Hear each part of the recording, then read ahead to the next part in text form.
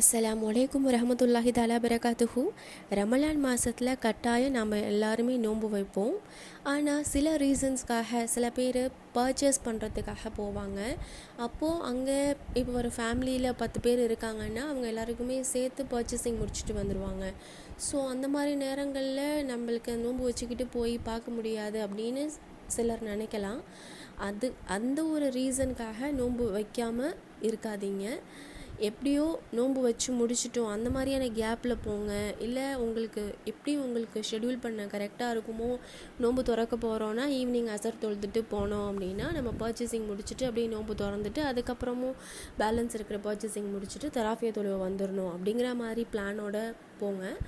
அது இல்லாமல் ஒரு கட்டாயமான சூழ்நிலையில் இப்போ கொலீக்ஸோடு வெளியே போகணும், ஏதோ ஒரு டூருக்கு போகணும், இல்லை ஏதோ ஒரு மீட்டிங் இருக்குது, இப்படி எதுவாக வேணாலும் இருக்கட்டும், எந்த ஒரு ரீசனுக்காகவும் இந்த ரமலானுடைய மாதத்தில் நமக்கு கடமையாக்கப்பட்ட இந்த நோன்பை விடுறதுக்கு மட்டும் கொஞ்சமும் மனசில் நினச்சிடாதீங்க. இன்ஷா அல்லாஹ் அல்லாஹ் அருள் புரிவானாக. ஏன் அப்படின்னா, ஈமான் கொண்டவர்களே, உங்களுக்கு முன் இருந்தவர்கள் மீது நோன்பு விதிக்கப்பட்டிருந்தது, அதே போன்று உங்கள் மீதும் நோன்பு விதிக்கப்பட்டுள்ளது. அதன் மூலம் நீங்கள் தூய்மை உடையோராக ஆகலாம் அப்படின்னு அல் குர்ஆனில் சொல்கிறாங்க. அதனால் நம்மளை நாம் தூய்மைப்படுத்திக்கிறதுக்கான மிகச்சிறந்த வழி இந்த ரமலானுடைய மாதத்தில் அல்லாஹ் நமக்கு கொடுத்த இந்த கடமையான நோன்பு தான். ரமலான் மாதம் வந்துவிட்டால் சுவனத்துடைய கதவுகள் எல்லாம் திறக்கப்படுது. அப்போது எவ்வளோ பெரிய விஷயம்! இந்த ரமலானுடைய மாதத்தில் சொர்க்க வாசல்கள் எல்லாமே திறந்திருக்கு.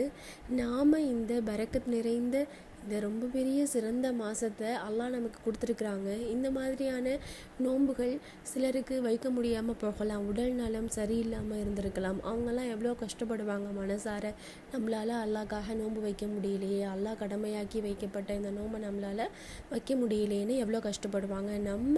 நம்மளால் வைக்க முடியுது, அல்லாஹ் நமக்கு அந்த பாக்கியத்தை கொடுத்துருக்காங்க அப்படின்னா அதை நாம் கட்டாயமாக முழுமையாக பயன்படுத்தி கொள்ளணும். இந்த ரமலானுடைய மாதத்தில் சுவனத்துடைய வாசல்கள் மட்டும் திறக்கப்படுறது கிடையாது, நரகத்துடைய கதவுகளும் மூடப்படுது. அது மட்டும் இல்லாமல் ஷைத்தான்களுக்கு விலங்கிடப்பட்டிருக்கிறாங்க அப்படின்னு நபி ஸல்லல்லாஹு அலைஹி வஸல்லம் அவர்கள் கூறியிருக்கிறாங்க. அதனால் இந்த மாதிரி சிறப்பான விஷயங்கள் எல்லாம் நம்மளை சுற்றி நடக்கும் பொழுது நாம் அதுக்கு தகுந்தா போல் நடந்துக்கிட்டு இந்த கண்ணியமான மாதத்தை நாம் இன்ஷா அல்லாஹ் கண்ணியப்படுத்துவோம். ஆமீன். அல்ஹம்துலில்லாஹ். நாம் எல்லாருமே நல்ல முறையில் எல்லா நோன்புகளையும் நோப்பதற்கு அல்லாஹ் அருள் புரிவானாக. அஸ்ஸலாமு அலைக்கும்.